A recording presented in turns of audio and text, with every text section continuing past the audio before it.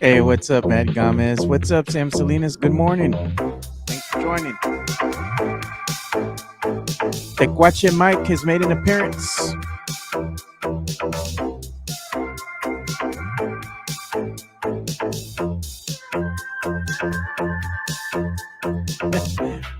What's up? What's up, Sith? We're going to have Jeff Garcia joining us here shortly as well. We're going to be talking about the Spurs being eliminated from the NBA Cup.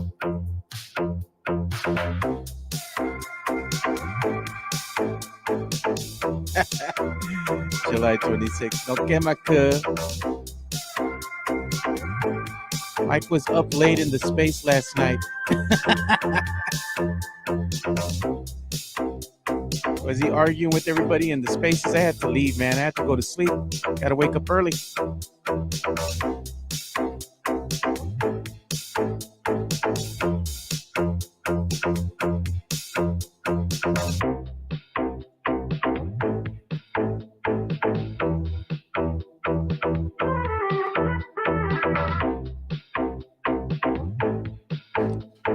What's up, JHNSB? He says, good morning, Sochan fans. How about that, Wemby?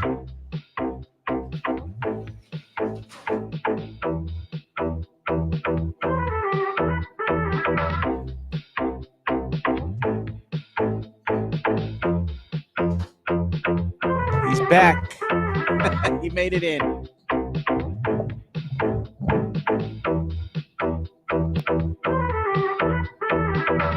Just in time. Welcome to another episode of the Alamo City Sportscast with Mike Jimenez and Joe Garcia. Make sure to subscribe and hit that like button.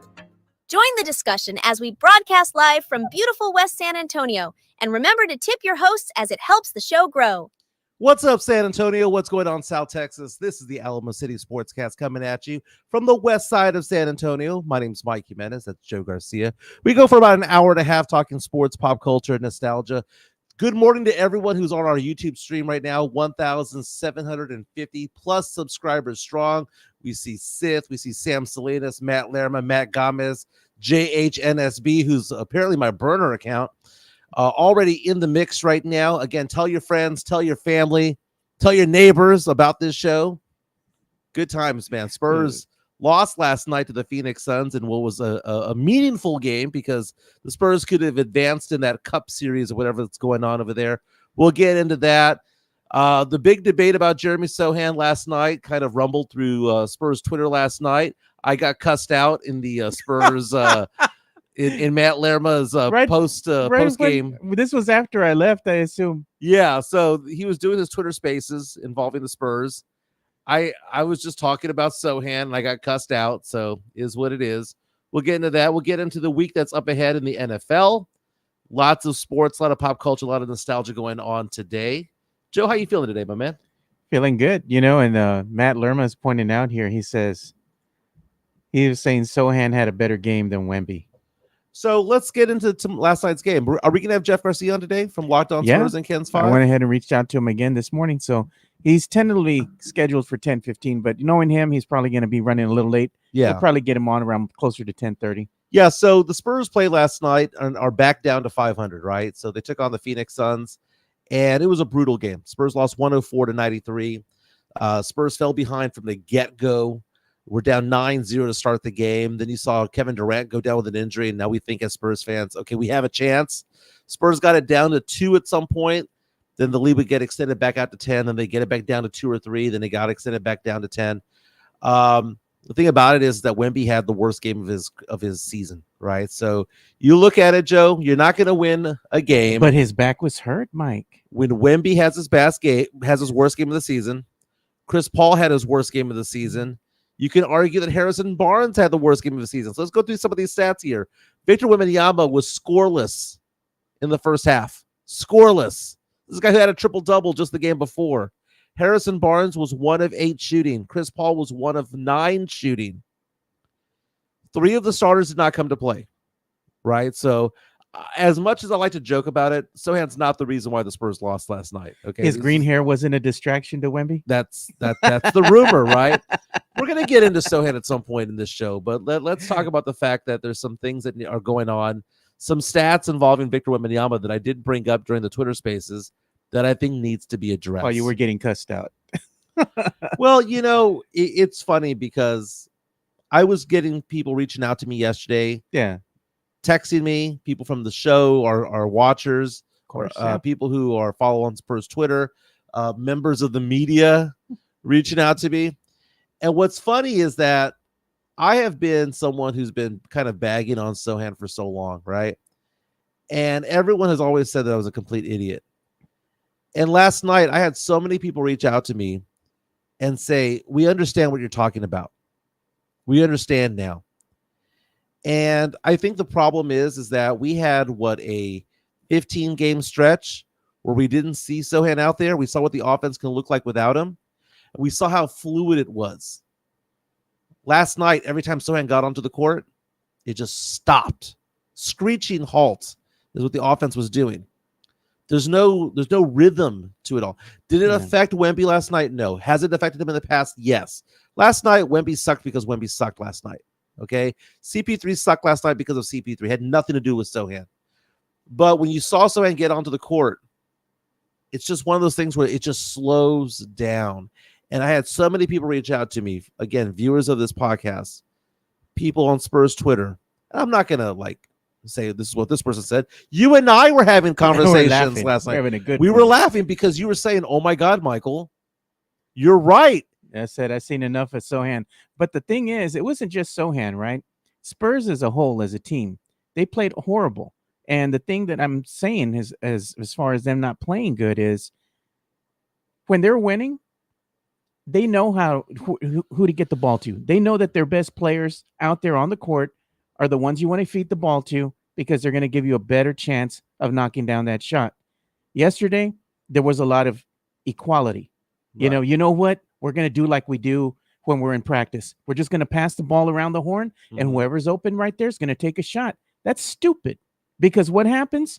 You all had a poor shooting night because you made poor decisions with the ball, poor shot selection.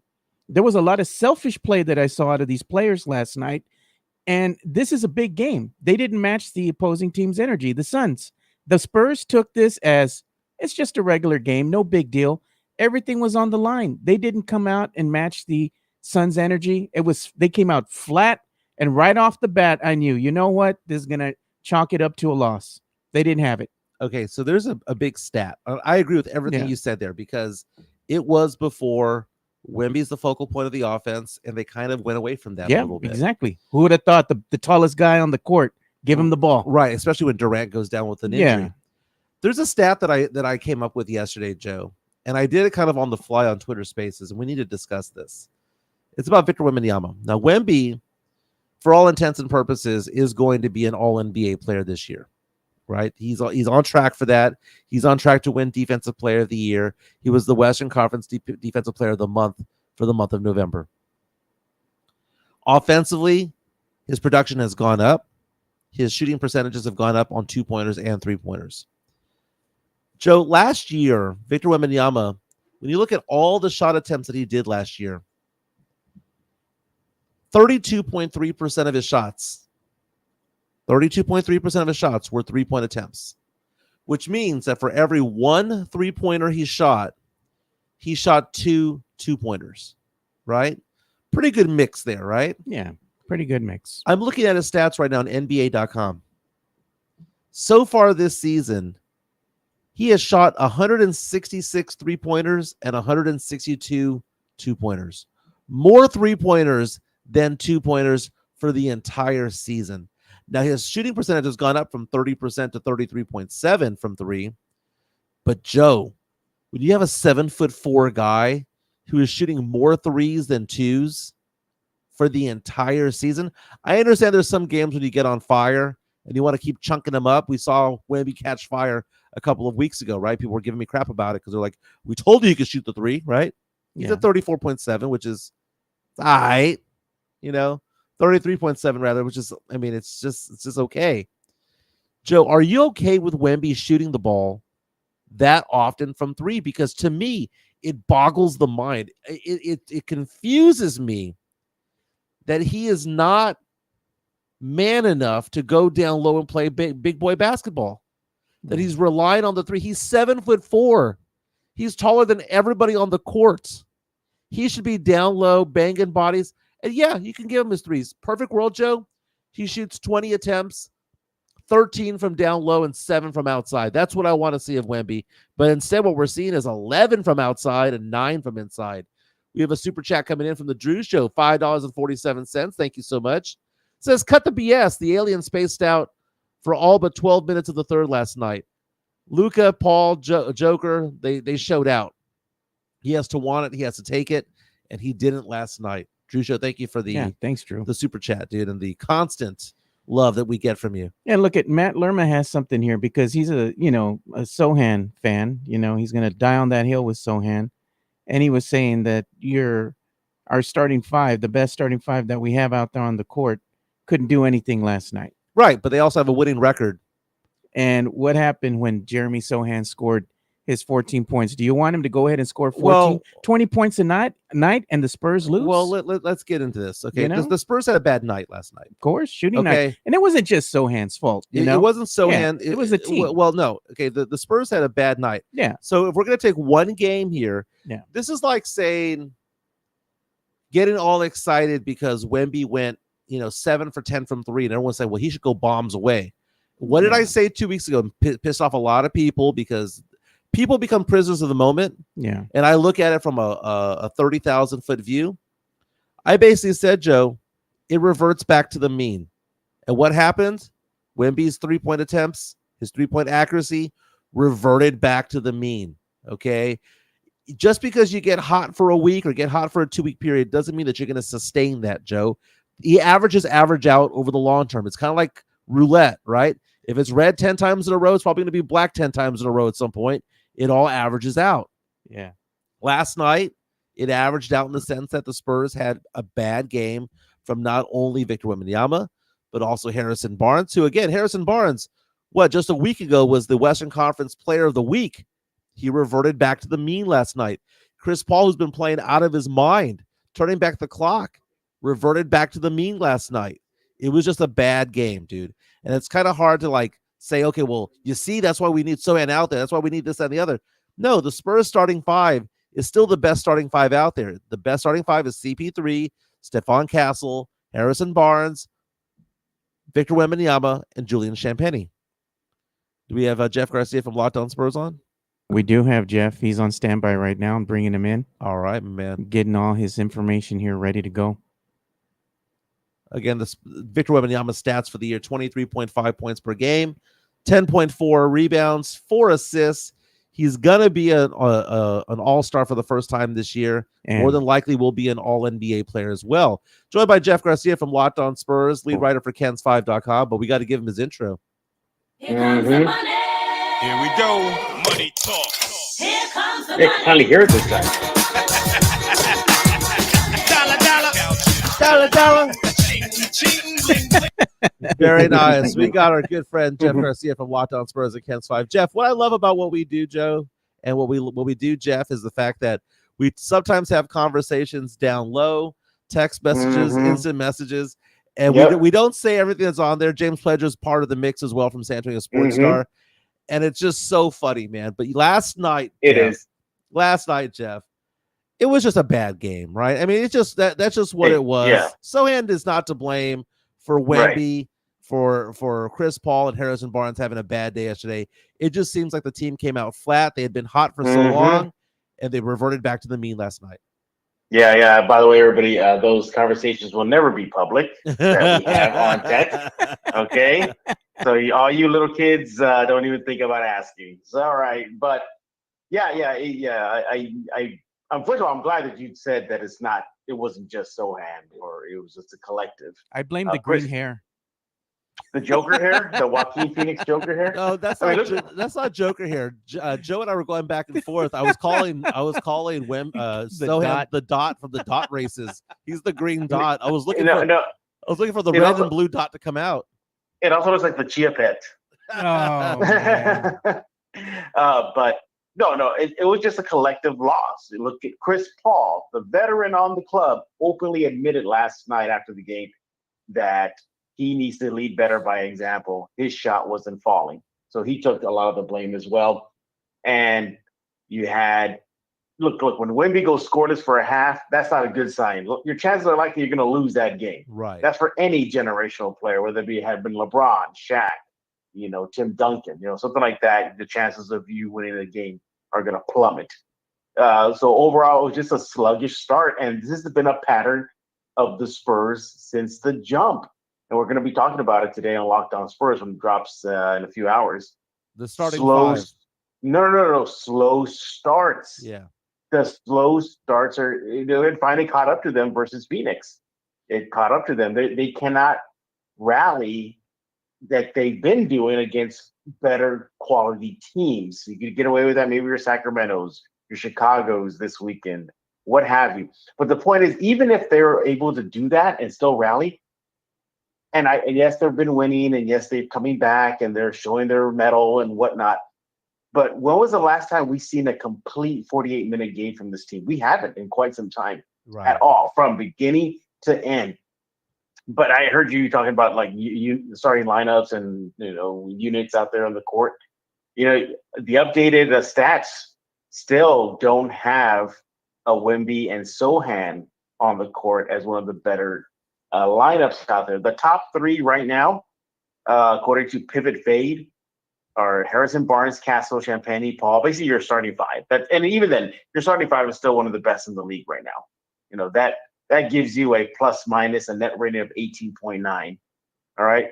So then the second best unit still doesn't have Wemby and Sohan on the court together. That has Champagnie, Paul, Wembanyama, Wesley, and Mamu. Interesting. That unit vaulted up. The third best lineup, again, according to Pivot Fade, Champagnie, Paul, Keldon Johnson, Wemby, and Branham. So, again, top three units right now for the Spurs still don't have a Wemby and Sohan pairing out there. Yeah, it was. So it is interesting. It was just a bad game yesterday. The starting five of the Shooting Spurs. night. Starting five of the Spurs were 3 for 31 from three. That was like 9%. And could they defend the perimeter shooting from Phoenix? I mean, Absolutely not. And that was a big time problem. Spurs at some point though in the third quarter got it down to 2, had a chance, but they ran out of gas, and Phoenix just has. It caught up to them. The rallying that rallying. I don't care if you're a young team, old team, little team. Rallying every day, every game for an entire 82 season ain't gonna work. So you look at the Spurs yesterday. Harrison Barnes with 2 points, Chris Paul with 2 points, Champagnie with 9 points, but he missed 7 of 8 3-point attempts. Wemby missed 8 out of 9 3-point attempts. Bad game, dude. It's kind of hard to judge this team based on that performance because it just seems like everything just snowballed into bad things, right? So you were talking about the analytics involving the most cohesive starting five for the Spurs and the next starting five, and how there's no interplay there between Wemby and Sohan. I noticed yesterday, and I don't know the exact minutes there. Sohan played 22 minutes last night. It appeared as though, and maybe I'm wrong, it appeared as though they kind of kept them away from each other yesterday. Like when Wemby goes out, Sohan comes in. When Sohan goes out, Wemby goes out. It almost appeared as though I didn't see them on the court very much yesterday. I would guess that they might have been on the court together for about 8 to 10 minutes yesterday. I don't know. I mean, look, you still got to get the Sohan's legs back from being away from the game for 18 games. Mitch Johnson said pregame that they were not going to put Sohan on a minutes restriction. No. However, they were going to be monitoring it and watching it. So I just think that that was just a rotation thing. I don't think it was an intentional thing like, oh, Wemby's out there, so we're going to throw Sochan on the bench. I think it was just they had him coming off the bench and just had that simple rotation. Now, but if it continues against Chicago and Sacramento, then there might be something to that. So Sochan yesterday has 14 points, 12 rebounds, 7 offensive rebounds, and a lot of his fans got all excited because they saw a bunch of stat lines. And it's one of those things where, where there are two camps now when it comes to this. Back in the day, there was Team Tank and Team Playing, right? Team We Hoopin'. Mm-hmm. And right now, there's Team Sochan is the next big thing. Let's have him in the starting lineup. And then there's the other team going, well, wait a minute. Analytically, it's not the case. Yeah. Analytics show that Wemby and Sochan don't work. Yeah. Say that one more time. The analytics right now show the top 3 units that don't have Wemby and Sochan on the court. Okay, top 3. Now, eventually they do get on the court when we look at those numbers. But as far as the top 3 units on the floor, do not involve Wemby and Sochan together. Can you say that louder for the people in the back? What are you trying to drive at, Jimenez? Well, what I'm trying to drive at is that you're showing us numbers, that this isn't me just spewing hate, as people say. What do I say? Women lie, people lie, the numbers don't lie. The numbers don't. Now, when Wemby, now the unit where Wemby and Sochan does work is actually the 4th best unit out there, according to the numbers, not to the eye test, not to Jimenez, not to Joe, not whoever. It's Barnes, Paul, Keldon, Wemby, and Sochan. Right. That gives you a net rating, a plus minus, I should say, a plus 15. Not bad. But still, that's not bad, But as far as them together in the top 3 units on the floor, don't involve those 2 guys together. I'm going to tell you. I'm going to ask you a question, Jeff. Last night, one of the ways that the Spurs gave away this game is they got away from feeding Wemby in the paint. They got away from being aggressive in the paint, and they let the Suns basically just throw out a zone defense out there and made the Spurs a poor jump shooting team. The Spurs reverted back to making poor decisions with the ball. They had poor shot selection. There was a couple of ill-advised plays. Keldon Johnson, one of them, shooting the ball early, in the clock, chunking up a 3, and it didn't go in. Mm-hmm. They were just chunking up 3s like nobody's business, and they weren't going in. Phoenix knew that too. The Suns, they just pulled back and let them shoot from beyond the arc. They're like, they ain't got it. And they're not coming into the paint to attack. So there's nothing that, the Spurs could really get going. I mean, if you're not having a good shooting night, what is the other thing that you got to do? And this is really fundamental basketball. You attack the basket, right? You get to the free throw line and you get yourselves back into the game. They didn't really do a lot of that. They had some spectacular missed dunks, but they amount to nothing, So at the end of the day, I think this loss is attributed more to the coaching staff and not having the team prepared and not making some, maybe some lineup changes quick. This player's not having it. Let's take him out. Let's put somebody else in. I mean, it looked like Harrison Barnes was gassed. He was tired. CP3 looked tired. Maybe they should have given him the night off and go ahead and put somebody else in the starting lineup. Well, here's the thing. Is it just me or the last few games Mitch is tightening up the rotation? When was the last time Mamu's got out there or Blake Wesley or Branham? I find that very interesting. And if they are having sluggish starts, why not bring their energy guys in sooner? Harrison Barnes in the last home game credited the energy guys and told them pretty much said their names. Said Wesley and Mamu and Bassie, all those guys. He gave them credit for the Spurs having another rally from behind game, and you haven't really seen those guys out there. So that's something to think about too. Another thing that if you're looking at a silver lining from the game versus Phoenix and the game versus Sacramento recently is, do you think that Vassell is solidifying himself as the 1-2 combo with Wemby? Is he making that push? Because everybody's still thinking, oh, Wemby needs a running mate. Well, Vassell's been showing that he likely is that guy. Well, I think what's going to end up happening, Jeff, is that it's ultimately going to be Castle at 1, Vassell at 2, along with Wemby, at 5. CP3 is not going to be there forever, right? So I think what we're seeing is that the torch will eventually be passed to Castle to run the offense at some point, right? So maybe not happen this year, but that's going to be the long-term solution. Look at the stats, though, Jeff. We're 20 games into the season. Wemby's missed a couple because of injury. But you look at the stats, and I posted the fact that last season, 33.2% of his shots were 3-point attempts. So he had two 2-pointers for every one 3-pointer. This year, 50.6% of his shot attempts, more than half, are 3-point attempts. And this is a guy who only shoots 33% from three. Now, his effective field goal shooting percentage has gone up to 56, which is where I want it to be. It's identical to where I want it to be. But do you think it is smart for Mitch Johnson, for the coaching staff, to allow Wemby to shoot more threes than twos for the entire season? I think that's part of his game. I think that's just who he's going to be. And in today's league, if you're not a stretch big, it's making open shots, wide open shots, or just shots in general away from the rim, then yeah, you're probably not going to survive. I mean, look at guys like Zach Collins. Look at other guys that can't spread the floor. I think that's just who he's going to be. And fine, Wemby, if you're going to be taking threes, fine, but let's work on smarter shot selections. Not just chucking it up from half court, not just running up to the half court and then seeing the three and then, I'm going to stop here and just take a three shot with 12 seconds left on the shot clock, something like that. But you don't do that. I was going to ask you a question, Jeff, and it's the same question that I asked in the Spurs Spaces last night. How many superstars do the Suns have currently on their roster, do you think? Superstars? Yeah, NBA superstars, I'm going to Kevin go Durant. Go ahead. Two, maybe Booker and Durant. Okay, Booker, Durant. All right. And the thing is, the Suns, they have a more talented roster because they spent the money. They're all in. They're trying to win right now. Spurs right now, how many superstars do they have on their team? Just the one. Just the one. And that's a disparity. And that's what Spurs fans fail to realize at times. The Spurs are outgunned.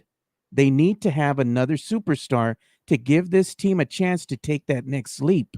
But, they're all in with some of the other players. But the thing is that Wemby's just surrounded by a bunch of guys. And that's the thing. I mentioned that on the Twitter Spaces last night, and thank you to Matt Lerma for helping run that. Joe, what then if that's the case, couldn't they take down the road in this rebuild? Couldn't they just take a page out of the Nuggets? Nuggets really have maybe two stars, Joker and Murray. Yeah, but there's two. But we got one. We got one. The thing about it, though, in the Twitter Spaces yesterday, I mentioned the fact that the Spurs have proven one thing this year, which is that we're not a bottom-dwelling team anymore. No. Right? So the team is not good. It is not bad. It is reflective on the record. What do we say to Joe all the time? You are what your record says you are, right? And what is the Spurs record right now? They're below 500. Well, the Spurs right now are a little over 500, like 1 over game. 11 and 10. That's exactly who we are, man. At this point right now, we are a 500 team. We're gonna lose to some good teams. We're gonna lose to some bad teams. We're gonna beat some good teams. We're gonna beat some bad teams. We are a 500 team, right? I am of the belief the Spurs are better than the Blazers, the Jazz, and the Pelicans, better than the Kings and T-Wolves. That means the Spurs are in line to make that run for that 10th spot in the Western Conference. But Jeff, yesterday, in watching the game yesterday, I know you look at it, and a lot of Sochan fans out there will look at the box score, and they just look at the box score. And the box score says, Sochan had a pretty good game yesterday. What did he have? 14 points, 12 rebounds? But what they don't see is that he slows the game down. And it's funny because I've been saying that for the longest time.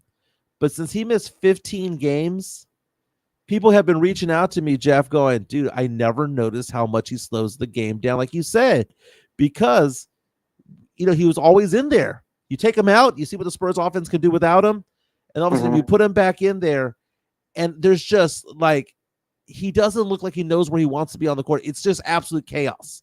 He gets rebounds, he gets putbacks, he's doing back cuts, but it's almost like he's like the Travis Kelce of this team. Sometimes Travis Kelce doesn't have a play for the Chiefs. Travis Kelce sometimes just goes out for a pass. Oh my he freelances out there, and it looks like Sochan is just freelancing out there. You're gonna call it garbage minutes? Garbage points. Well, Joe, we talked about this yesterday, Joe, on the Twitter Spaces, and it's so funny. Man. Let's say that you were not a fan of the Spurs, Okay. right? And they had 5 players out there, one of them being Sochan. Who would you want shooting the ball? If you want anybody else, who do you want? If you're playing the Spurs, let's say that you're a Suns fan last night. Let's say that you're a Lakers fan the other night, a Jazz fan the other night. Yeah. You're playing the Spurs. Sochan is out there along with Wemby, Champagnie, CP3, and Barnes. Yeah, you don't want nobody else shooting the ball, but Who do you want shooting?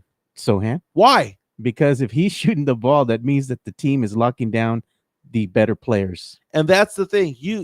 Sochan could go off for 14, 18, 22 points, and I don't care. The other team wants him to shoot. They're going to say, go ahead and shoot that three. If you're going to beat us, beat us. We're not even going to guard you. Just shoot that When three. was the last time Sochan had a three-pointer where somebody put a hand in his face? No, they dare him to shoot it. And he's going to get these backdoor cuts and whatnot. That's fine. Yeah. But really what happens offensively is that the other team gets to hyper-focus on another player who's a better player, whether it be Wemby or Barnes or Champagnie. And I just kind of feel like it's just one of those things where we're playing 4-on-5 offensively when Sochan's out there.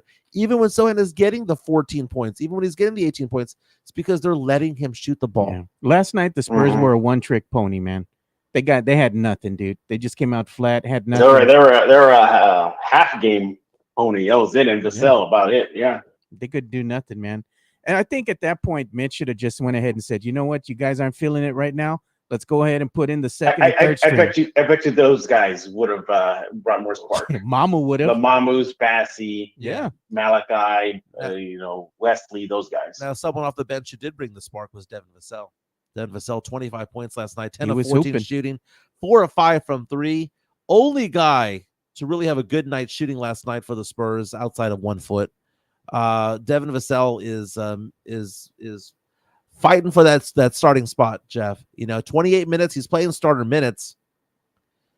Do you think that the Spurs are eventually going to put him back into the starting lineup and maybe remove Castle from that? Castle didn't have a bad game. Castle had 16 points. No, he was decent, but as far as Vassell returned to the starting unit, I mean, he's your highest paid guy, I believe, right? He is the guy, and I mean, geez, that's a good question. Look, it's a good problem to have. The Spurs have depth. They definitely have depth right now. And oh no, you substitute. I'm making this up. Castle for Vassell. Great. Vassell's been on a tear of late. What's he averaging this season? About 18 points per game, giving you about 3 assists a game. Mm-hmm. But what do you do at Castle? Then you got more firepower coming off that bench. So I think either way they go will be fine. I just don't know if they're going to have 2 of the more pricier players, Vassell and Keldon, coming off that bench. Well, but if it's not about money and it's not about that and everything, and Vassell wants to do what's good for the Spurs and team first, then coming off the bench, if they decide to go that route, then so be it. Because if the numbers don't lie, and the numbers are showing that the top starting unit, or just a unit out there that produces the most, doesn't include Wemby with Sochan or Vassell. Mm-hmm. It's still, your Chris Paul's, Barnes. It's basically your starting unit, and that ranks among the best in the league right now. So do the Spurs really want to fix something that's not broken? And that's why Champagnie, Barnes, and Castle are perfect in the starting lineup right now to go along with Wemby, is because Champagnie knows his role. He knows he's gonna get his 3-point attempts. Just hang out in the corner, knock down some threes. Stephon Castle doesn't need to be shooting the ball. In fact, he's the guy that you give the ball to at the end of the shot clock to try to figure something out. Go run the break, go fill some lanes, things like that. Chris Paul's Chris Paul. Wemby's Wemby. They all know their roles. Vassell is too alpha to be hanging out with Wemby. This is his team. In his How eyes, does he carry it? He carries himself like, this is my team. He's too alpha, right? He's too alpha. Sochan is too clunky out there and can't shoot for crap. Keldon is too streaky. Yeah, and you know who needs to get removed from this team immediately? Not Keldon Johnson, but Zach Collins. 0 for 7, 0 for 3. Oh from 3. my God, man! Put Bassey in there. Make him, and like MB Easy saying right now, watching us right now on YouTube. Make Bassie the permanent backup center, not Collins. Collins is, man, booty crumbs, bro. Booty crumbs. Dude, Collins, he's had some good games this year. He's had some awful games. The guy's just like, he's our bipolar player. He's one or the other. You know, and it's almost like if he's not feeling it. Back in the day, Spurs have had players like this. Britton Forbes was one of them, where you could tell the first 3 shots if he was gonna have a good game or not. You know, you pull him before he goes 0 for 12, and that's what Collins is, man. Collins sometimes feels it. You know what we need? We need a Vinny the microwave. Yeah, from back in the day. Come out, man. Just give us 10 or 12 in a hurry, and then sit you the rest of the game. Talking to Jeff Garcia from Locked On Spurs and Kansas 5. Spurs still over 500, you know, so we're still 11-10. This is a great game that they have against Chicago coming up tomorrow, 7 p.m. Here in San Antonio. It's a great game because the Spurs win. The Spurs win, go 12-10. If the Spurs lose, it's good because Chicago gets a win, and the Spurs have a top 10 protected first-round draft pick from Chicago. So we need Chicago to win some games along the way. But the Spurs should take them out. Spurs have Sacramento and then New Orleans, so a 3-game homestand this weekend. 3 games in 4 nights, Jeff. Man, you can be at the Frost Center a lot, Jeff. Yeah, I'll be there at least for 3 games straight. Another thing, too, to keep an eye on, that the Bulls are 6-4 in their last 10 games in San Antonio, versus San Antonio, I should say. That's a trap game, Jeff. That's a trap game. So the Bulls bring it to the Spurs at least in the last 10 games.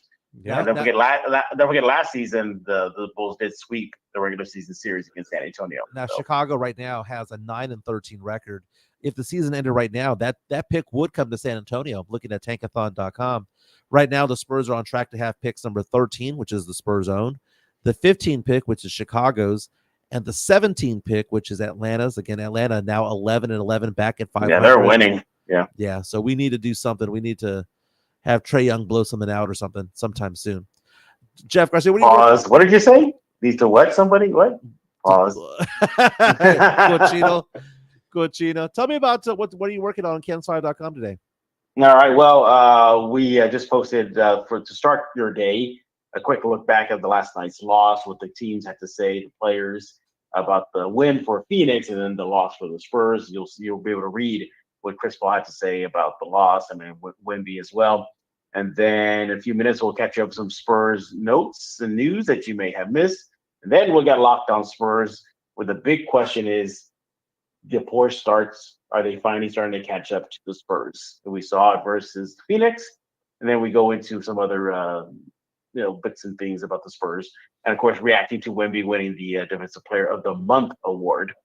And so a lot of stuff coming up from me and Kansas5.com, Locked On Spurs. So tune in, subscribe, ASAP. We appreciate it, and appreciate you guys for letting me come on here. Yeah, 5,000 subscribers strong on YouTube, man. Yeah. And by the way, I think Jimenez is coming on this to close out the week on Locked On Spurs. Sounds like a plan to me. Yep. And take a while. Guess what we're going to be talking about? Sohan. Why is it every time Sohan is a topic of conversation you bring me on just to drag me? By the way, Jeff. What's up? By the way, SI.com, not NBA.com, SI.com, released its rookie ladder today. Yeah. They have Jared McCain of the Sixers at number 1. They moved up Dalton Connect to number 2. They have Castle at number 3. So Castle seems to be in line for all NBA rookie first team at this point. But yeah. I mean, he has to be, right? Yeah. I mean, there's no doubt about it, right? I can't see how you didn't. Yeah. That. I can't. By the way, I know this kid from Philadelphia is playing good. I haven't seen him play. Is he that good? He's knocking down shots, man. I don't know what to say other than the fact that he's knocking down shots and he's filling in roles because of so many injured players out there. So the question is, when the starters come back, does he just hit the bench, or did because the people that he's starting in place of make money? It's kind of like keeping Devin Vassell out on the sidelines. He's making $30 million a year. Hey, Jeff, I got to ask you a question here, man. It has nothing to do with basketball. This is going to have to do with me finally watching the Terminator animated series that was on Netflix. Oh, yeah. Finally, huh? Really good, man. I enjoyed that. Have you gone in and watched Skeleton Crew yet? Yes, I have. I saw the 2 episodes recently. Goonies in space. Good Lord. It's it's Goonies in space. That's pretty. I mean, seriously, think about it. Oh There's Lord. think about no, seriously, guys, think about it. There's a bunch of little kids, and then I'm talking about Goonies now. A bunch of little Yeah. kids involved in some sort of pirate treasure thing, and pirates and kids and lost and hey, adventure. Can we talk about how Skeleton bad? crew. Can we talk about? Wait, hold on. Skeleton crew in space. Bunch of kids lost and involved with pirates. Oh, and by the way, Goonies, there's One-Eyed Willie. Yeah. In Skeleton, there's One-Eyed Droid. Oh, and by the way, talk about a complete recycle job. The opening scene is a complete recycle job of the New Hope. God. It's complete recycle. I'm seriously, it's almost by the book. It's so ridiculous. Now, I'm not gonna go Jimenez Sohan on it yet. I'm gonna give it 2 more episodes. I want to see what Jude Law does with his role as a Jedi. I definitely am interested in that. I'm interested in where we're going with this. What is this planet that's all secretive, and the pirates are reacting to it like it's the lost city of El Dorado. Seriously, so I'm interested in those storylines. But basically, if y'all saw Goonies, y'all pretty much seen Skeleton Crew, at least first 2 episodes. Jeff, Yeah. can we talk about how bad the movie The Goonies is Oh in general? my God, Mike. Hey, you're out of control, Mike. Well, here's Relax. here's the thing, Jeff. I don't know when the last time you saw that movie was. I grew up in. What do you mean? I spoke to the actors at Big Texas. Okay, The Goonies I watched for the first time back when I was a kid. Right? So it's one of the few movies that I did watch. It's a lie. back in You the day. didn't watch movies as a kid. I didn't, but The Goonies, I must have watched it as like at a Joe sleepover. caught you in lies. I played sports, Jeff. I'm sneaky athletic. I never watched movies. I didn't have time for movies. I didn't have time for movies. He And then was today, busy practicing saw the his movie. handles, Jeff. He was a point guard. Let's talk about that in a second. Jeff, I saw The Goonies as a child, right? And I remember growing up loving The Goonies, right? Middle school, high school would watch The Goonies. I had gone about 30 years without watching it. Mm-hmm. And I tried introducing it to my kids, and I hyped it up, man. I was like, dude, The Goonies was so much fun. I love this movie growing up. There was a guy named Data, right? He was in love. He was in love with his brother's girlfriend. It's going on and on and on about the movie, right? Within 25, 30 minutes of the movie, we turned it off. It was so bad, Jeff. It did not age well, dude. It was so good as a child, but as an adult, it was so annoying. You're out of control, Jimenez. Look at it. Says Mike read the encyclopedia as a kid. I actually did. Did you eat glue as well? So Jeff, I was at a bar with was it Lucy Cooper's? Is that where we were? Yeah. Oh yeah. I was at a bar with Joe over the weekend, and he got to meet a lot of my childhood friends. And he's asking Alex them, Noriega, Sean Quintero, Richard Zamora, and he was asking them questions about whether or not I'm quote unquote sneaky athletic, especially back in the day. I'm 47 now, right? And Joe was getting pissed off more and more. Why was he getting mad? I wasn't even getting mad because they were dude. confirming. They were making confirmations. They're afraid of Mike. They don't want to say what they really feel. Yeah, they're afraid of me. They go, he's intimidating. Remember, Jeff? He's intimidating. I remember that. Yeah. And I go, hey, was Mike sneaky athletic? And they're like, well, he was faster than he looked. Okay. Okay. Okay. See, they're trying to be nice to him. Yes. He's faster than he looks. You yeah. no. And then no. Okay, And let me say, okay. the other thing is that they said, Mike's like, could I hit 100-mile-an-hour serve? And they're like, yeah, he could do 100-mile-an-hour serve. And then I asked Sean, I said, Sean, did he have handles back in the day? And Sean's like, handles. Well, he was pretty good back in the day when we were younger, So you see confirmation. By the way, Tony Analysts asking me the question, do I think the movie Better Off Dead was good? Better Off Dead is an amazing movie. Love that movie.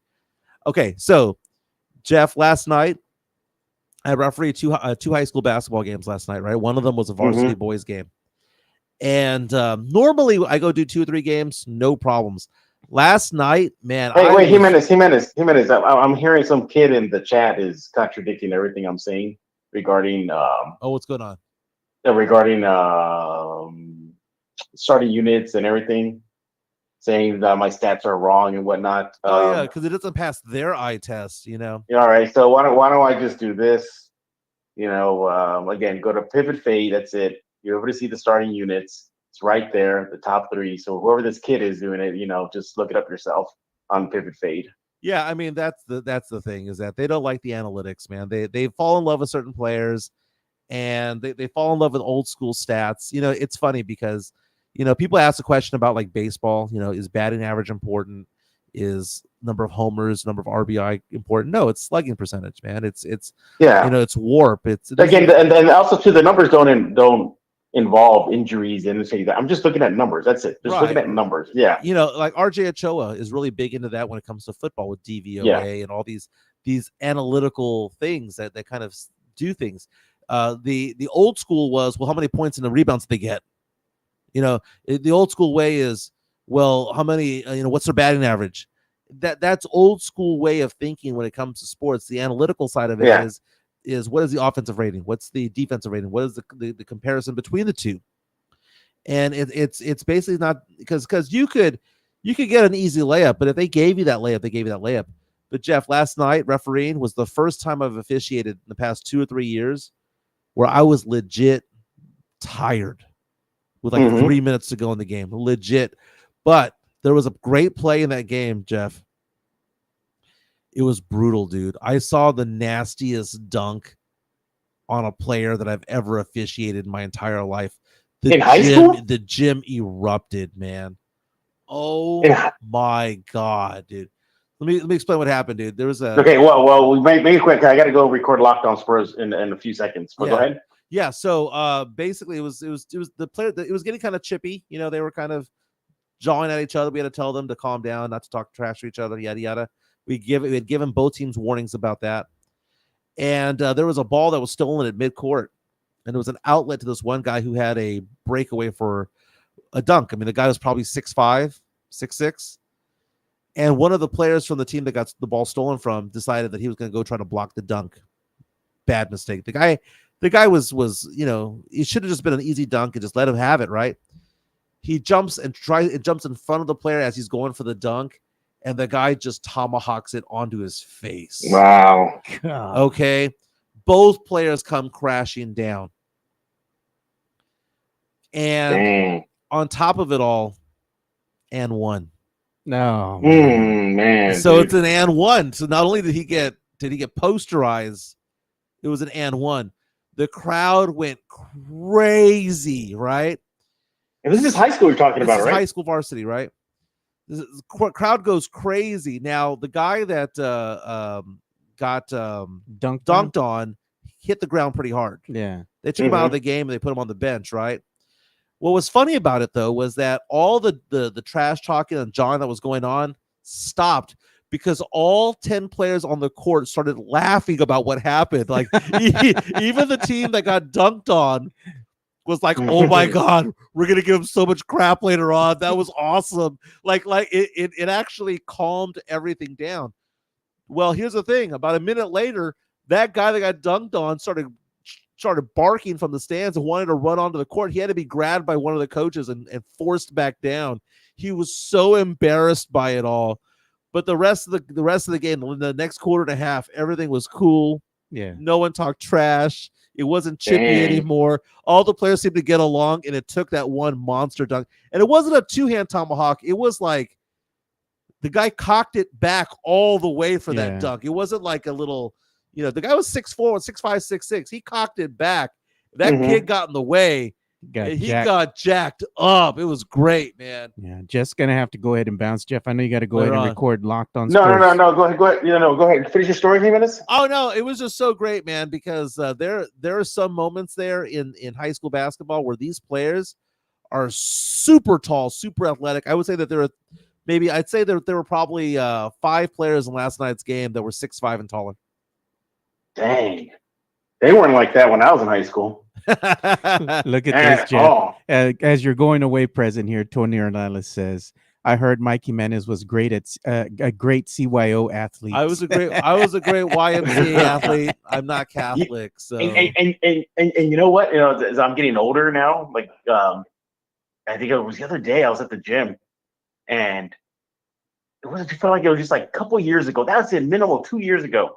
Whereas I was able to throw up some good weight up on the bench, and I said, I'm going to try it again. It's been a while since I tested my PR personal record. Yeah. I had to like mix in like 4 or 5 warm up sets just to get to what I used to do just instantly.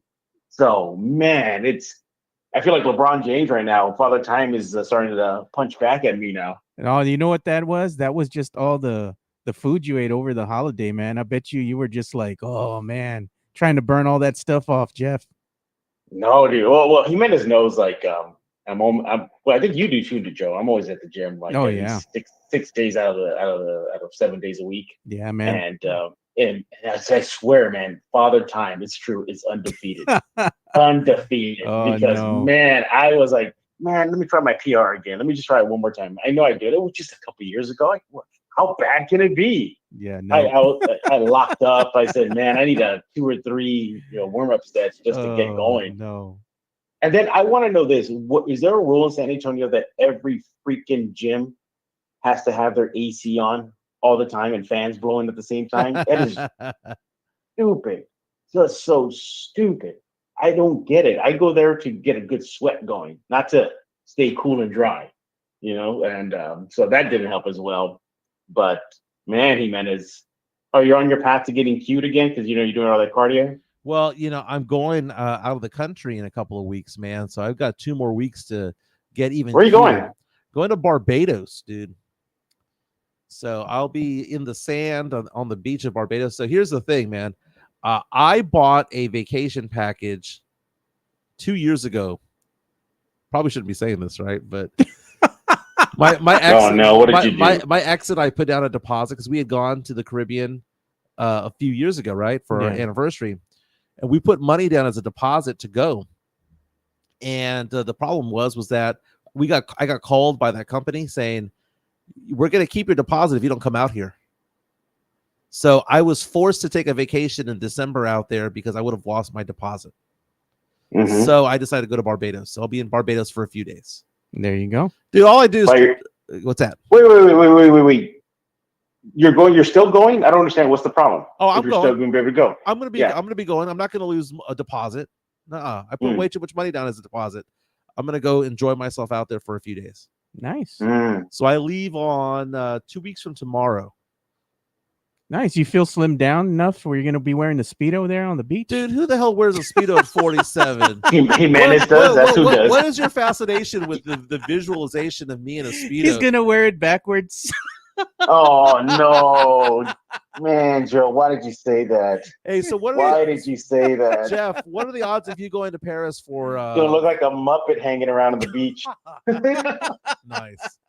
Jeff, what are you going out to Paris for the Spurs Pacers games out there in France? No way, man. You seen the prices to get out there? Yeah, $600 one round trip. That's not bad. Plus hotel, plus the food, plus the amenities that you're going to get. You only live once, Jeff. You only live once, dude. Uber. I don't know. Do they have Ubers over there? I'm assuming they have Ubers over there. I'm sure they have cabs. Yeah. There's cabs or whatever, totally enough. Yeah, not a good thing. I was talking to my girlfriend about that because Fernandez reached out to me a couple of days ago asking me about it. Like, he goes, dude, are you going to go? And I was like, I don't know. I haven't decided. And he was giving me the prices of what it costs. And my girlfriend, I told her about it. I was just kind of joking. And she goes, you only live once. Just, referee more games and pay it off. Make it happen. Look at this comment. This is funny, Jeff. Look at what they tell Mike. Does Spirit go to Barbados? I don't even know what I don't even Spirit Airlines. I don't even know what I'm flying, man. Are you gonna be able to make it there with Spirit being like what teepee construction? They're gonna land like 10 miles off the coast. You can swim the rest of the way. I'm looking at like the flight. Let me see here. Let me see if I can fly. So you're not going to be going to Paris, Jeff? No, I don't think so. No. No poodles in Paris, man. Yeah, I'm good. Yeah, I'm good. What about you, Joe? Nah, man, I'm good. I'm gonna stay here, man. I might go one day, but I don't know. I always wanted to go to Rome. I want to go check out Rome. I want to go look at the Colosseum. I've been to France before. I was 20 years old. My 20th birthday was spent in France. Do you eat escargot? Never have in my entire life. The snail? I like escargot. It's pretty good. Well, Really? of course, Okay. you have steak on a silver platter. Oh, Of course you do. my. No, here we go. Here There we we go. go. Hey, you know what to do, Jeff. Yeah. He reignited it again. You know what to do, Jeff. Hashtag cook. Time to cook. Time to cook, man. Very nice. Well, that is Jeff Garcia from Locked On Spurs and Ken's 5. We love you, brother. We'll follow you again. Follow him on Yep. And again, Twitter make sure and Threads. Jimenez is coming on. I think when the Friday's episode. So yeah, Jimenez and I will be doing Locked On Spurs on Friday, wrapping up the week. Silver and black, Sochan talk, maybe some Wemby talk. We'll see. Big question. I got a big question for Jimenez on that day. It has nothing to do with him wearing Speedos. So, we'll get his take on several NBA Spurs topics, and of course my takes as well. So appreciate you guys. Thanks for having me on. All right, Jeff. See you later, man. Thanks. Later. All right, there we go. That was Jeff Garcia joining us from the Locked On Spurs podcast. He's also a proud supporter of what we do here. So we're going to go ahead and give Jeff some love, and we'll be right back. Locked On Spurs is your daily Spurs podcast, hosted by Jeff Garcia, the lead Spurs writer for Ken's 5 San Antonio. Jeff has a healthy plethora of guests all the time on the Locked On Spurs podcast. You can also follow Jeff on Threads at Jeff G Ken's 5 SA. You can also follow Jeff on Twitter at Jeff G Spurs Zone. So make sure you go ahead and give Jeff a follow not only on Threads and Twitter, but also on YouTube at youtube.com/@Locked On Spurs. This is where you're going to be able to find the replay of the Locked On Spurs podcast. Make sure to like, subscribe, and share. And while we're at it, let's give some love to our friends over at MCS General Contracting, because I see Joe over there with that cap. These repping the merch. MCS General Contracting, more than 30 years of combined experience in concrete placement. They are the best in the business. Honest pricing, high quality work. They get going on house foundations, driveways, concrete patio decks. If you want to extend the deck, extend the driveway. If you're a business and you need to put together a slab, a parking lot, or other concrete placement services or sidewalks, reach out to MCS General Contracting at 210-774-9155. They're confident in their skills, so give Chris Leha over at MCS General Contracting a call at 210-774-9155. And thank you for being a sponsor of this show. Yeah, if you want to get some of that diamond hard concrete in your life, you got to go ahead and give Chris Leha a call. His number is 210-774-9155. And they are, and the chat that you're enjoying right now is powered by MCS General Contracting. And Mike can attest to the work that they do. Yeah, they did a landing at my house, a sidewalk. They did a fantastic job. Got it done right the first time. Right. So I'm taking a look right now of the college football playoff. Nice. The projection Let's go ahead and that just take a look came at it. out. Yeah, I saw that earlier too. I had tweeted it out. Some surprises on here. First of all, if you had told me when the season started that we'd have getting by as Boise State and SMU, I wouldn't have believed you. Not at all. I don't think it's going to hold up that way, even if they win out. I know SMU has a game against Clemson. Yep. This week, and it's a big game, and it's a highly ranked team. But come on, man, they're not going to have SMU get a bye. SMU. The argument with SMU is, have they really beaten any, good teams? And lately? Clemson's going to be a test, right? Yeah. So imagine this. Imagine saying, we're SMU, we're the Mustangs, right? Which is, they're playing Yeah. well. We get to host the winner of Alabama and Notre Dame. What the hell? I'll take the money line. They have Texas as the number 2 team hosting the winner of Indiana and Georgia. I told you they're going to play each other 3 times, dude. Yeah. And it might flip, because if Georgia beats Texas in the SEC championship game, Texas will not be a top 4 team. Boise State at this point right now would play the winner of Arizona State and Penn State, and then Oregon would play the winner of Tennessee and Ohio State. I'm sorry, but I'll take the field. I'll take 5 through 12 right now versus 1 through 4. Okay, Oregon has had a fantastic run, but Oregon's Oregon. Boise State, come on, man. I know they got Ashton Genty, best running back in all of college football, but come on, man.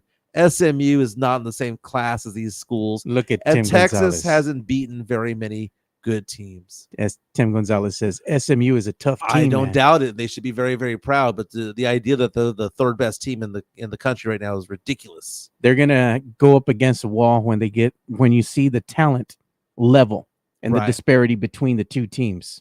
It's like a mid-major in college basketball. You know, you have a mid-major like a Murray State or Yeah, a Wichita State. It's a good team. you'd be a badass in your own little conference. Yeah, but then they play Duke, and then They're and then what happens? wheels come off. SMU. Come on. I mean, don't get me wrong, it's a great story. Southern Methodist, man, come on. It's a great story. I mean, if they could make a run, it'd be a Disney movie at some point. But come on, You're man. gonna go out there in addition to play the coach. Who has Boise State beaten? Who has SMU beaten? I mean, come on. Texas, for that matter, who have they beaten? So you look at it, Alabama at 11. Are any of these teams locked in? Because Tennessee's not in the SEC championship game. Ohio State's not. It's just one of the things you look at it. I think we're pretty much down to the 12 teams that are going to be there, Joe. I mean, I don't see many of these teams falling out. I mean, there might be one or two that could fall out, but I think 10 of these 12 teams are really safe. The thing that I'd have to say, I'd have to like push back a little bit here with the Texas Longhorns. I'm a Texas Longhorns fan, supported the team for quite some time. A lot of my family members have graduated from there, Right. My daughter goes to UTSA, which is part of that whole system there. But when they're going up and they have to play Georgia again, I don't know, man. Do you trust Texas to beat Georgia? Do I? No. I don't, man. I'm just saying, being honest. Right. I don't trust it, dude. If Georgia has to say, you know what, I got to go ahead and beat Texas to get to the promised land, They're going to beat them. they're going to beat them, dude. And it's one of those things where it's just we talk about matchups all the time. We saw that was a Yeah, bad it's matchup not a for good Texas. matchup, man. That defense was swarming, man. Georgia, Mhm. I mean, they just had Texas on their heels, man. And I think it's going to be more of the same. Joe, NFL Power Rankings. Which one are we going to do today? Are we going to do CBS? Are we going to do Sports Illustrated? Are we going to do USA Today? Oh, let's go ahead and go with CBS. I like CBS Sports, man. Let's see if it's Pete Prisco today. It's John Breach today. Oh, okay. All right, we got a newbie coming out here talking about. Let's see here. CBS. By the way, well, before we go to them, give me your power rankings. Who is the best team in the NFL right now? I got to go with the Lions, man. The Lions, to me, are the best team in the NFL right now. I'm going to fight back on that. I know the Lions have been playing so well. Let's give our own personal power rankings, dude. Let's Okay. screw ESPN and all that stuff. Here's the thing. I'm looking at that Buffalo team. They're good too, man. Not going to lie. Buffalo has won 7 in a row. 10-2. It's snowing like crazy over there. I don't see any team going into Foxborough. Or not Foxborough. Is that Orchard Park?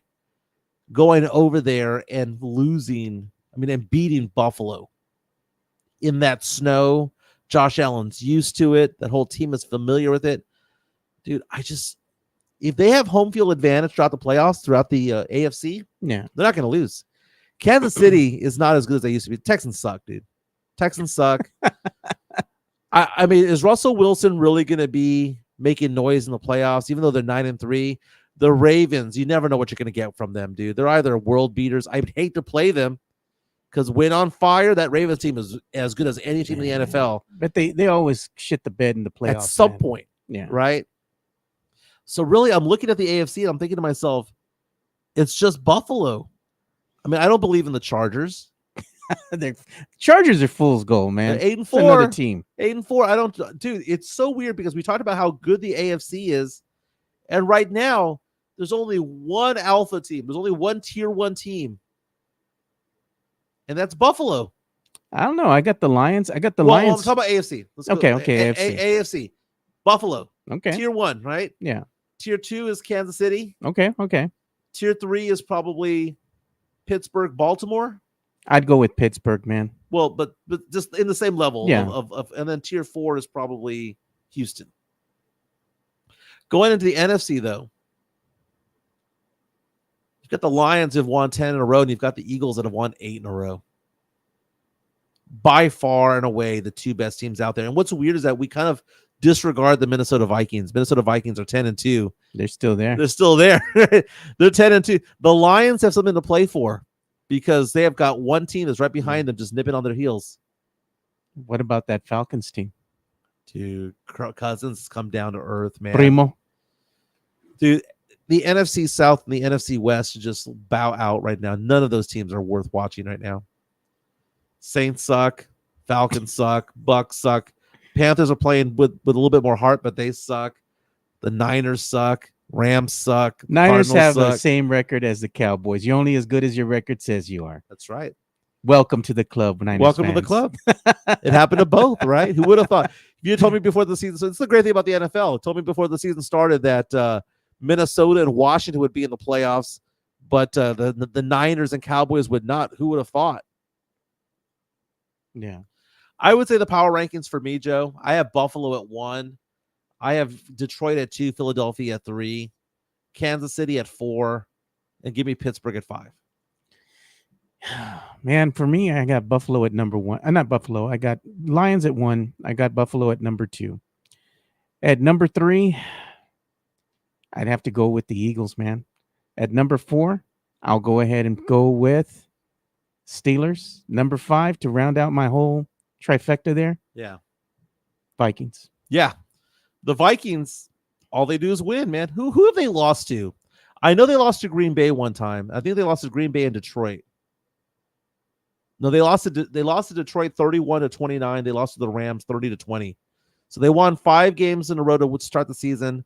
They lost 2 games, and then they won 5 games in a row. They got the Falcons. Then they've got the Bears, dude. They're going to be sitting there at 12-2. We're going to be looking at a Vikings team at 12-2, not even have them in their top 5, right? Look at this. The Drew Show is making fun of you. He says, it doesn't snow every day in Buffalo. How do you know it's going to snow in the playoff game over a month away? Good Lord. Well, no, I don't know, but I can promise you this. It'll be 25 degrees or colder at kickoff. Somebody will be out there in the stands without a shirt.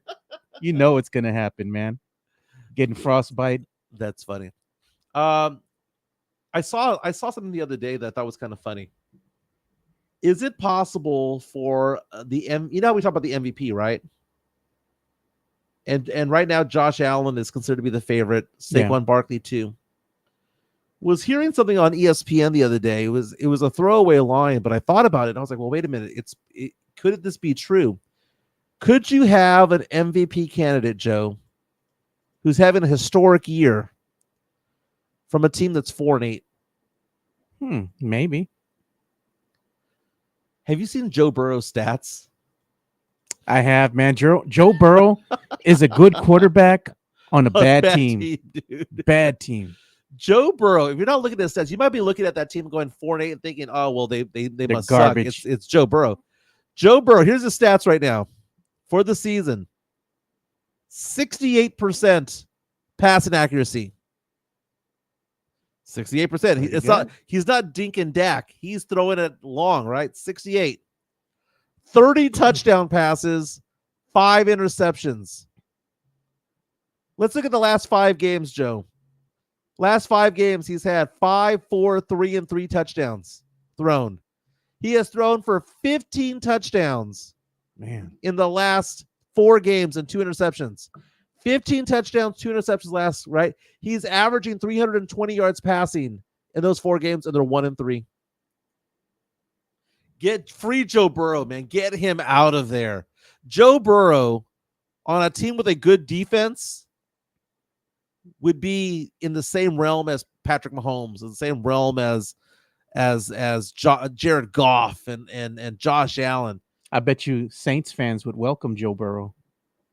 Hand him a fist saying Burrow's another Kirk Cousins, bro. Nah, dude. Burrow is elite. Kirk Cousins is really good. Joe Burrow is elite. And you look at it, Joe Burrow was somebody who threw for 60 touchdowns at LSU in a single season. How do I know? I seen it. Look at Mario Cavazos. He says, "Puro pinche Cowboys a la verga." He goes, "Super Bowl bound. It's our year again." Oh man. You know what I caught my eye wait, too? real fast. Speaking of Joe Burrow, by the way, it was revealed yesterday that he bought the Batmobile from the Dark Knight. He brought one of them because I know they had them on sale. They were on auction. So this is the articles today on MSN that he spent $2.9 million to buy a Batmobile. And he's now talking about wanting to have, and I don't know if he's joking or not, wanting to spend money on an actual bat suit. Hey, So they could fulfill his fantasy. his fiction fantasy. So it says Burrow purchased one of the 10 officially licensed and fully functional Batmobiles that were sold by Wayne Enterprises Experiences. And he's talking about it in the Hard Knocks edition that's going to come out Tuesday night. Tonight. Nice. $2.99 million. You know, Hefe would like to give that Batmobile a little run. Go for a little spin in that thing. You know, so Sam Slims is saying Cowboy fans would welcome Burrow. Dude, who would you trade for Joe Burrow? I would trade the farm for Joe Burrow, man. Get rid of everybody. Sell the team. You know, this caught my eye too. I was going to show this because I follow front office sports, and they were saying that Stephen A. Smith is making progress on a contract extension that could make him ESPN's first ever $100 million talent. But another source warned the long-term contract extension is not done, and there are still issues to be resolved. But the thing is, if ESPN does this and they go ahead, it's on your end, by the way. I said, and if ESPN does this and they spend $100 million on Stephen A. Smith, he's getting up there in age, dude. How much time do you really think he's got left? Stephen A. Smith probably has a good 7-8 years left. I don't even know what his age is, but I'm gonna say 7 or 8 years. He's an entertainer, dude. He's always with the hot takes, screaming and yelling, screaming A. Smith. I'm indifferent about Stephen A. Smith because I like a lot of what he does. Yeah. And you know, here's the thing, man. Stephen A. Smith is the narcissist of ESPN, right? He and Skip Bayless didn't get along. They had a good thing going. They didn't get along, right? He got Max Kellerman kicked off because Max Kellerman called him out and was basically being more cerebral, right? You know, Stephen A. was wanting hot takes. Max Kellerman was there bringing analytics and data, and Stephen A. Smith ain't about data. We ain't the same, brother. Yeah, he let him go. Let him go. But curiously Shay enough, they still have Molly Querim on there. Molly Qerim, who's a stunning Albanian hottie. Yeah. But you have Shay come in. Yeah. And it's still a pretty decent show. But the fact of the matter is that they probably should be focusing their attention on other talents as well, because if they're going to pay him $100 million, that means they're getting rid of everybody else. We've already seen some of these shows go off the air or plan to go off the air, like Pardon the interruption. Pardon the Interruption's next. Yeah. But Around the Horn's gone off the air. Sports Reporters went off the air. They've got to do something. Pat McAfee was the big get. So essentially, it's going to be a two-headed monster. It's going to be the Pat McAfee / Stephen A. Smith / Mike Greenberg. And they both come out on their shows once in a while. You know, they make appearances and whatnot. I never thought I'd like McAfee as much as I do. He's entertaining, dude. Do you know who loves Pat McAfee? And you can tell is Adam Schefter. Oh, Shefty. Yeah. Shefty seems so comfortable with McAfee, and I never would have thought that. But they just seem like they're buddies, bro. Like they're buddies. You know? AJ Hawk there looking like a weirdo. Yeah, man. Hawk, is that who that is? Yeah, he's Hawk. He's a freaking weird ass dude. Yeah. Drew Show says nobody under 30 knows who Stephen A. Smith is. $100 million is dead money. Telling you, man. The thing with ESPN, you know, the 4-letter network, like we like to refer to it, is they need to get younger, man. There's the younger generation that's up and coming that's now gonna have that residual income, you know, to go ahead and spend. And do you think they want to go ahead and see people like Stephen A. Smith, the talking old head on the show? Well, I mean, you look at sports talk radio in general, and it skews above 50 anyway. I hate to bring it to you, Joe, but it could be that younger people just don't care as much about sports as we did growing up. Probably not, but I'm just saying, at the end of the day, I mean, you want to get that younger crowd in there. You're going to have to do some different things. And they made a good point in here too. They said the TNT boys are heading to ESPN. That is true. Now, is Ernie going to do it also?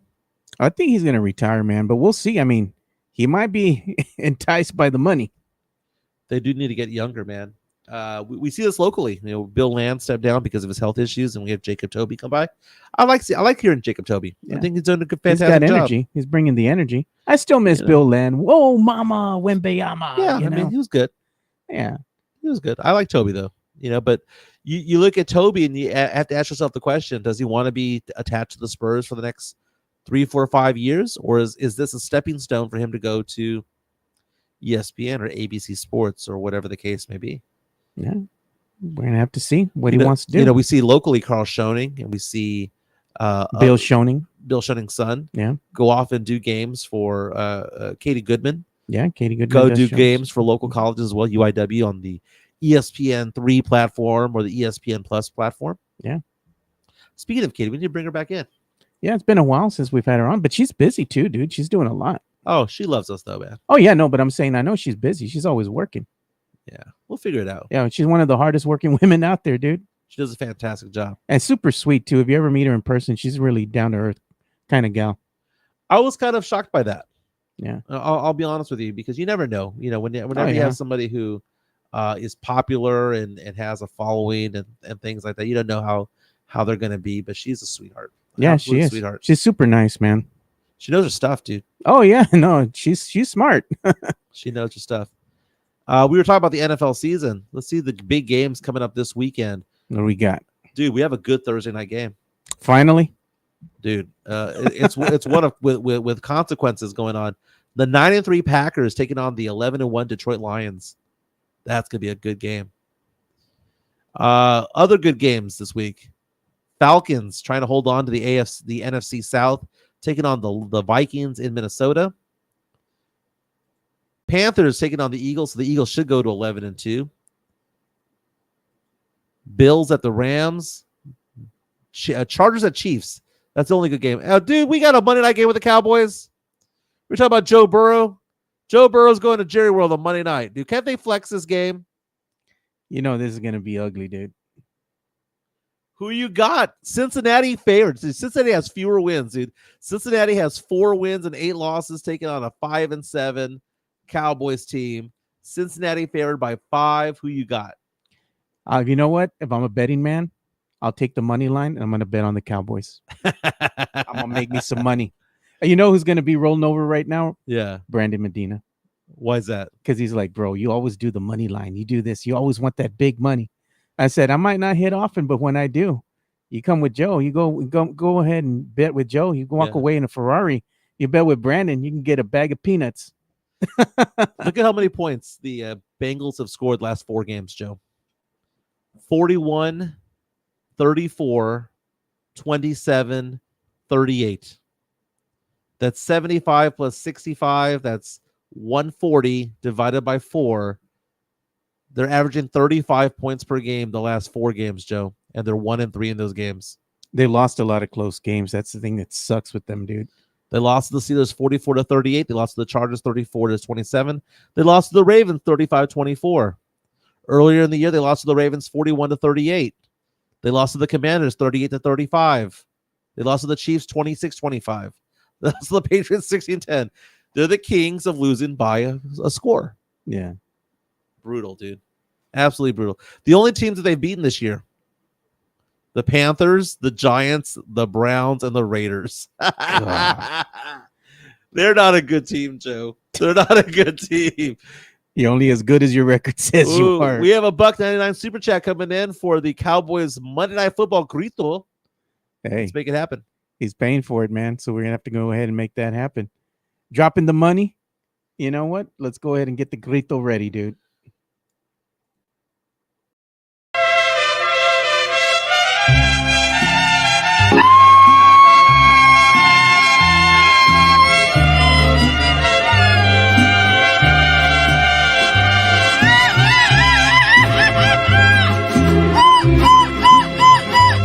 Presumir a mis amigos les conté que en el Yeah, people think that's photoshopped, but I think I actually saw him at Market Square, dude.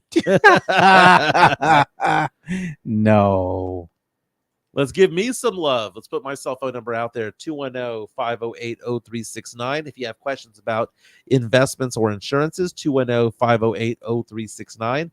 I've been in financial services for 19 years. So if you have questions about retirement accounts, rollovers, 401k rollovers, things like that, thrift savings plan, college savings accounts, life insurance, disability, long-term care. Been doing it for 19 years. I'm a very successful practice. Give me a call, 210-508-0369. After this, I'm going to be working on a trust, Joe. Nice. We're going to show this right here for the Monday Night Football game here. You will be able to see this on Disney Plus. It's going to be a Simpsons themed football game, kind of like they have the SpongeBob themed games. This one will be shown on Disney Plus, so you can check that out. Bengals and Cowboys. Hopefully, Cowboys get the win there. Yeah, you got kids, you can watch it with them. I know I have my kids are getting older already, and all that, but they still like watching the SpongeBob or the themed games like this. That's fun, dude. Yeah, that's fun. Hey, I'm looking at the news right now, man. I don't want to get morbid right now, but good Lord, what's going on in New York right now? Oh, I saw that. CEO of United Healthcare was gunned down at point blank range. Dude, I bet you it's somebody who got denied a claim, or the family member of somebody who got denied a claim. Bet you. That has Hitman written all over it, bro. Name was Brian Thompson. He was shot and killed in Midtown Manhattan this morning. Apparently a targeted attack. He was about to attend the company's investor conference, according to CNN. Gunman is on the loose. Police are having a news conference at this hour. Dude, you go up and just shoot somebody in the head, point blank range. Brutal, dude. That's crazy, dude. Crazy. I wonder what the ramifications are going to be for that too. Now that this has happened to United Healthcare, I bet you they're going to take a little plunge right now in the market. Mm-hmm. Whataburger, according to mysa.com, sued by Nearby Systems for patent infringement. The company has also sued CVS, Cinemark, and Jason's Deli. Wow. So Whataburger's in hot water. You know who else is in hot water too? Mm-hmm. They have this knockoff Buc-ee's in Mexico called Lucky's. And Buc-ee's is going after them. They said they're going to go after them, and they're going to go after the other knockoff Buc-ee's that they have in Mexico as well. They have an HEB knockoff in over there as well. That's funny. They also have a Whataburger knockoff in Mexico. It's called Whataburger. And it's orange and white. It looks just like a Whataburger. But you know what? When you order your burger, you can get a beer with it. Nice. Yeah, there you are. You can do that in Vegas, by the way. The Whataburger over there does have beer that you can serve. But that's a nice Whataburger, though. It's nice, dude. They have screens and everything. You can just watch a game, get some food. It's 2 stories. Yeah. Very, very nice. You walked through there, too, when you were doing a live remote one time. Yeah, it was fun times over there. Have you figured out what you're going to do for New Year's Eve? I don't know what I'm going to do. Last year we went to Disney World, man, and I'm looking forward to just kicking back here at the house. Yeah. Maybe just low key, just chilling here with the kids, and just having a drink. And they pop fireworks and whatnot, So I'm just looking forward to just having a good laid back time, dude. My I don't have to girlfriend get has on me a on the plane. go, dude. My girlfriend has me on the go. Oh God, I hate flying, dude. No, I say that I'm a young 47. She's a super young. I'm not gonna say her age, dude, but she's super young for she's relatively close to my age, but she's younger than me. But it's one of those things where she is always active and on the go. Yeah, and I'm not used to that. I'm used to the stagnant lifestyle sometimes. Yeah, but I've been travel it takes it out of you, man. We've gone to Miami to go visit her daughter. Yeah. We've gone to Austin to visit her son. We've gone to concerts. We're going all over the place. We talked about just taking it easy and just being here in San Antonio for New Year's Eve. But the other alternative could be Lake Charles. I don't know. It just depends on things, man. That's not bad. Hey, we also got an incoming $5.47 super chat from the Drew Show. He says, honestly, I wouldn't be surprised in 5 years Wemby walks away from the NBA because he found something better to do his life. Just saying. Well, there are some players who walk away because of injury. We saw Andrew Luck get away because of injury. I will say this though: the Spurs have given him a taste of some success. Going from a 22-60 team to a team that's 11-10 is progress, right? So because of that, I think he's still motivated to be with this team. Here's the thing, Joe. I think he loves basketball. You look at like a Ben Simmons back in the day, and there are other players out there in the NBA who are all-stars who don't love the game. I don't think Richard Jefferson, when he played for the Spurs, even loved that game. Nah, he played better when he was with Milwaukee. Then he came over here and just didn't fit. The fan reception with him was bitter. They didn't care for him. But there's certain players, like when we had Tim, Tony, and Manu, we knew that they loved the game. Yeah. And Some are just for a check. Dude. Kobe, you knew he loved the game. I think Wemby loves the game. So Yeah. therefore, I think he's going to have a long NBA career. But he's not going to love the game if the Spurs don't put another superstar around him. I mean, we're going to have to hope that Castle's going to be that guy. I mean, we're talking about like the lineup. How do we insert Sochan back in the lineup? How do we insert Devin Vassell back in the lineup? It's actually very easy because we look at it like, okay, we have to, get rid of Champagny. We have to get rid of Barnes. We can't get rid of Barnes. Barnes is a consistent player, right? It's simple, Joe. You get rid of Chris Paul. Chris Paul ain't going to be on this team next year, right? At some point in this season, I'm going to say now, I'm talking about rodeo road trip. Yeah. Rodeo road trip going into the trade deadline. You give the keys to Stephon Castle and say, you got the juice now. You're the starting point guard. Chris Paul gets traded to another team, a team that needs veteran leadership for the playoffs. You get a second-round draft pick in return because they ain't going to get a first. And then you have a lineup there of Castle at 1, Vassell at 2, Champagny and Barnes at 3 and 4, and you have Wemby at 5. Your sixth man is Sochan, and then you have Keldon. Yeah. Okay. I think that's what you do at some point. I think Castle, though, is going to be your starting point guard. That's just me. It's going to be sooner than we think, dude. I think so. I think right now with the Spurs having Castle in the starting lineup, it's a test to see. It's prepping him. Can we really move with this kid? And if they can, they're going to tell CP3 bye. Next year, I guarantee some things are going to happen. CP3 he's probably going to be gone. Another thing that can happen in the next 2-3 seasons, maybe sooner, you're going to look at Keldon and you're going to look at Jeremy Sochan and you're going to say, what was his name? Gone. Yeah. They're going to be gone. A lot of this team is going to go a lot. They're going to look a lot different in the next 2 seasons. A lot of these fan favorites, they're going to be gone. It is about Wemby 1, Castle 2. Yeah. Everything else, whatever happens, happens. Yeah. And if you want to hold on to Vassell at 3, because Vassell is a good player, man. He's an 18, 19 point per game kind of guy. But the fact of the matter is he's brittle, dude. He's going to miss 20, 25 games every year. There's got to be a turnover when it comes to this team. And they're saying we got enough picks, but the picks are, you get those picks, where are you going to put everybody? You got to move pieces around. Right. Now, if the Spurs are in position to make the play-in tournament, then I can see them keeping Chris Paul. But does Chris Paul want to stay for a play-in tournament, or does Chris Paul want to go join, I don't know, the Mavericks? I'm just throwing a team out there. He wouldn't go to the Mavericks. They have 2 point guards. But would he want to join the Lakers for a stretch down the road? Yeah. Playoff push, playoff run.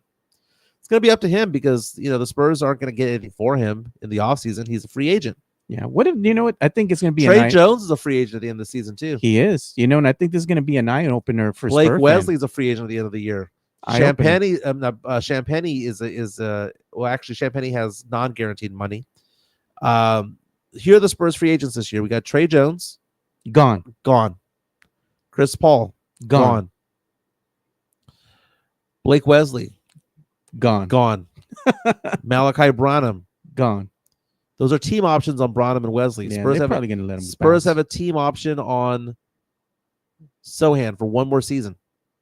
Probably keep him. Bassie. He's good, but I mean, Mamu's a free agent this year. they'll keep Mamu only for insurance, but they should keep Bassie. Bassie should be the point guard, or not the point guard, the center coming off the bench instead of Collins. So Tony's saying that Mike wants to throw in the towel already and trade CP3 That leadership needs to be for more than just a few months. Also, I'm not saying that. What I'm saying is that you do what CP3 says. If CP3 wants to stay on the team, keep him on the team. If CP3 wants to be traded, you trade him. That he was brought in to be a player coach. If he wants to make a playoff push with another team, give him that ability to do so. I'm not saying that I want him to leave. I would much rather him be part of that run for the play-in tournament and stuff like that. Yeah. But if he wants to leave because it's the last year of his career, or maybe the second to last year of his career, you have to honor that. Yeah. That's all I'm saying. You know what? I was telling Spurs fans before the beginning of the season, I said, the season's going to play out like this. Spurs are going to win a couple games. Then they're going to lose a couple games. They're going to win another couple games, maybe 2, 3 more games, 4 games in a row. The bottom will fall off. They might lose 3 in a row. And that's the way it's going to be. It's going to be up and down, up and down, up and down. And when the dust settles at the end of the day, the eye-opener for Spurs fans are Spurs might be flirting with the play-in on the outskirts looking in. And Spurs fans are going to wish that team could get in there so bad, but it's not going to be reachable or obtainable for them until they make some changes here with their current roster. Because I'm going to go on record and say it again. This ain't it, man. The belief that the Spurs are just going to get better on their own, They're not. and that the young core is going to develop it, dude. The young core, the whole line core got thrown away the second the Spurs got Wemby. Because I don't believe that Devin's part of the core. I don't believe that Sochan is. I don't believe that Keldon is. They're just players on the team, dude. This is all they are. Just players on the team. We've got Wemby, we've got Castle, and that is it. Everything else is interchangeable. If you can upgrade, upgrade. But the fact that the Spurs could get out of certain contracts, the fact that you have Chris Paul's money come off the board. Let's see what they make real fast. And I'm not gonna pretend to be a capologist when it comes to things, right? No. But you look at what falls off the books. Here's what falls off the books. Believe it or not, we're paying Jalen McDaniels this year for the Spurs. Jalen McDaniels never played for the Spurs, but his $5 million gets off the books. Chris Paul's $10.5 million off the books. Trey Jones is $9 million off the books. That's $20 million right there. That's $25 million right there. Then you have Mamu's $2 million that comes off the book. That's $27 million. Blake Wesley's 2.5 can come off the books. That makes it $30 million. Branham's 3.2 can come off the books. That's $33 million. If you want to get rid of Sochan, that's at $40 million. You can make, I don't think they're getting rid of Sochan, by the way, but he has a team option for him for next season. Because I don't see the Spurs bumping Malachi Branham from $3 million to $5 million and bumping Blake Wesley from 2.5 to $5 million. That's what it would take to keep him. Yeah. I don't see that happening. Spurs also have non-guaranteed money to Champagny. They have non-guaranteed money to Bassie. So they can recoup a lot of that as well. The only players on the roster right now for next season are Devin Vassell, Keldon Johnson, Harrison Barnes, Wemby, Zach Collins, Castle, and we can say to some extent Sochan. That's 7 players. Half the team's going to turn over next year. Going to look a lot different. It is. Mario saying that Mitch Johnson hates Malachi Branham, gets no playing time. Gets no playing time. He ain't going to be here for $5 million. No. You know what his name's going to be? Gone. By the way, guess what drops off at the end of next season, Joe? Zach Collins. Jeez, get rid of him. $18.1 million is what he's going to make next year for the Spurs. What a waste of money, dude. Look who else falls off at the end of next year. Harrison Barnes. Those two fall off at the end of the 25-26 season. That's $37 million right there. I'd keep Harrison Barnes. I'd let go of Collins in a heartbeat. Yeah, Barnes at that point would be like 35 years old, man. I'd get rid of him too. Oh, maybe you can go ahead and package him in for some, Yep. trade bait. Spurs, again, 3 games and 4 nights beginning tomorrow here in San Antonio. We'll talk about it some more tomorrow. Thank you to Jeff Garcia from Locked On Spurs for being on. Thank you for the super chats that we received from the Drew Show. And was it Tex-Mex Frank that sent the last one? Yeah, it was Drew Show. It was Tex-Mex Frank. And the last super chat we had was from the Drew Show. Very So nice. appreciate Thank you you. guys. We appreciate it. Thank you to MCS General Contracting for sponsoring us and Locked On Spurs as well. And again, my number 210-508-0369 if you have any financial questions, investments, or insurances. We'll be back tomorrow. Everyone have a good day. All right. See you boys tomorrow. We're out. Peace.